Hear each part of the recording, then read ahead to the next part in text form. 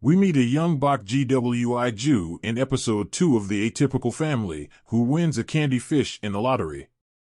However, upon his return, his mother destroys his trophy and punishes him for disobeying her warning about the impending accident close by. GWI Jew experiences time travel for the first time at this precise instant. He quickly learns that neither he nor those from the past can see or touch him, nor can they alter the past. A memory fades, and he is never able to go back to that time once he stops finding joy in it. When we return to the present, GWI Jew discovers that Ina has thrown out every teddy bear he gave her. Ina feels bad about celebrating her birthday and believes she doesn't deserve gifts because she feels like she caused her father's misery. Following her departure for school, GWI Jew discovers an unfamiliar man prowling around their residence. When GWI Jew realizes that Ina doesn't like the teddy bears, she heads to the mall to get her a gift. He's really awful at it. Dehay's uncle is trailing him around and giving her signals in the meantime. GWI Jew seems to be assisted by Dehay in choosing a gift for Ina, but he leaves because he is uneasy. After discovering him drinking by himself, Dehay offers him a pair of shoes as an Ina present. GWI Jew leaves a large sum of money for Dehay and walks away uneasily with the bag of shoes. Soon after, a fire alarm goes off, triggering Dehay's previous fire trauma. She discovers GWI Jew holding her hand in confusion a little while later, but he quickly vanishes as it is announced that there has been a false alarm. Ina, meanwhile, is loving her new shoes at home and notices her father glancing at her before he leaves. Dehay goes to get a massage at the Manhume's gym.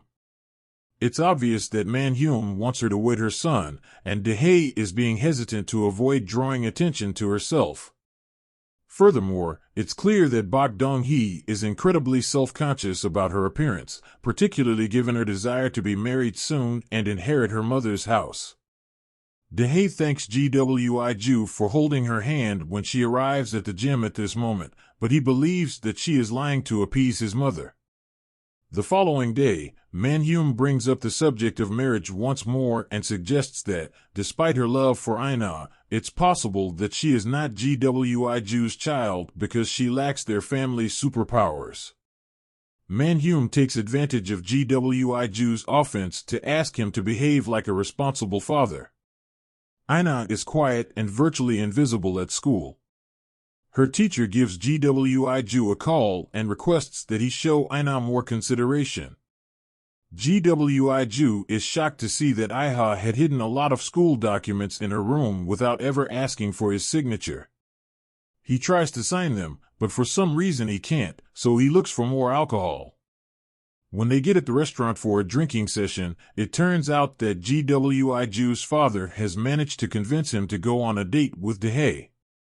GWI Jew continues to drink by himself despite being made to partake. It is revealed elsewhere that Bok Dong-hee's boyfriend owns the clinic where she was employed. She immediately develops paranoia after seeing him and imagines indecent pictures of the physician with his patient. However, as she enters, he is only having a routine appointment with the patient, who happens to be Grace. He replies that he cannot marry her until he pays back the money she borrowed him to open the clinic when Dong-hee urges him to get married later. She is so devastated that she goes back to the gym and begins using the treadmill ferociously. Grace cuts off the treadmill just as Dong-hee is about to take off, sobbing. In the meantime, Ina finds refuge in a public restroom as she chases after the same stranger. She calls every member of her family, but no one answers. Eventually, she phones GWI Jew grudgingly, but Dehay answers. After the call, Dehay races out of the restaurant to get Ina after telling an inebriated GWI Jew that she seemed to be in danger.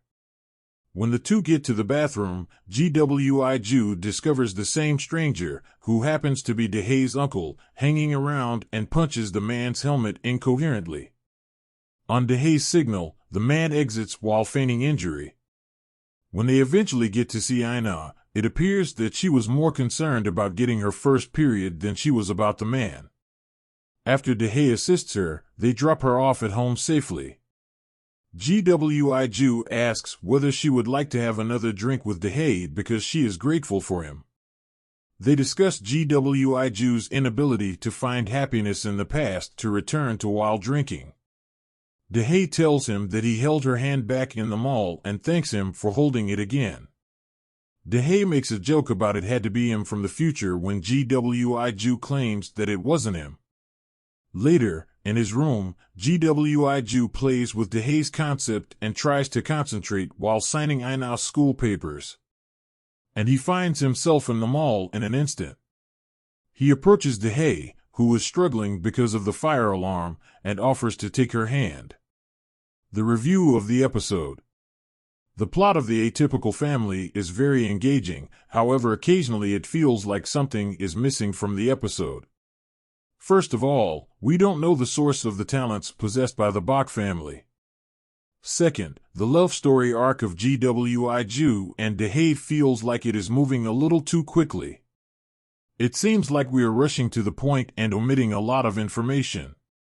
Furthermore, we don't know if DeHay's scammer family is actually her family or is simply a bunch of con artists. Nevertheless, based on the hints, it appears like this is the case right now. The dialogue and motivations of the characters are likewise inconsistent. For example, Ju repeatedly states in this episode that he is depressed and finds it awkward to be paired with DeHay. He worries that he would have to rely on her to take care of Einau later in the episode. This shift occurs a little too soon given how little time they've had together. Furthermore, Ju makes an appearance at the gym in the midst of the episode, but he quickly leaves to go home after saying that it took a lot of energy for him to get to work since he is depressed. An otherwise engaging storyline is somewhat marred by these forced appearances and erratic, poorly written dialogue. But since episode 2 is still unfinished, there is still a lot to be discovered.